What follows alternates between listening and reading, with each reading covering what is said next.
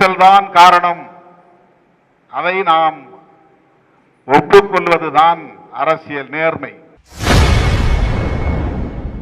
கரூர் சம்பவத்தில் பாதிக்கப்பட்ட குடும்பத்தினரை விசிக தலைவர் திருமாவளவன் நேரில் சந்தித்து ஆறுதல் கூறியுள்ளார். இந்நிகழ்ச்சியில் பேசிய அவர், கரூர் விவகாரத்தில் நெரிசல்தான் காரணம் என ஒப்புக்கொள்வது நேர்மை என பேசியுள்ளார். எதிராக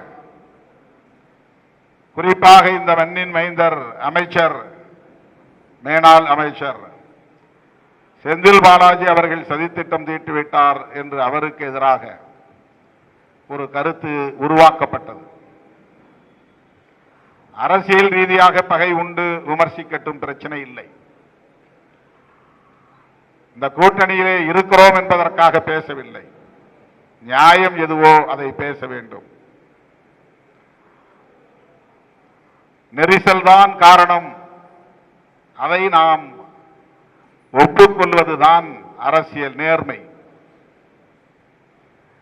நெரிசலால் தான் அந்த அப்பாவி மக்கள், குழந்தைகள் 10 பேர் உயிரிழக்க நேர்ந்தது.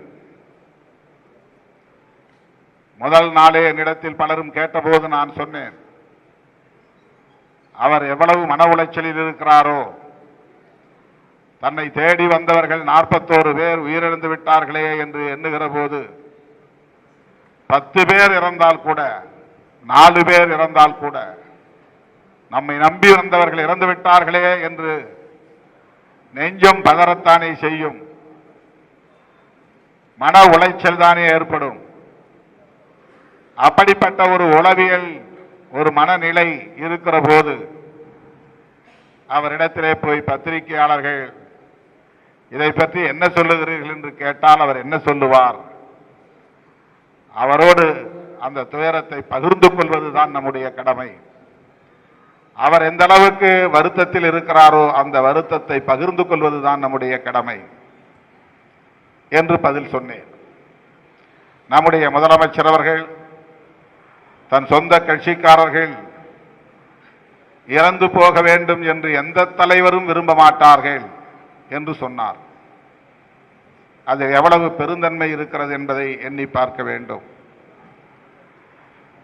எனதருமை தோழர்களே,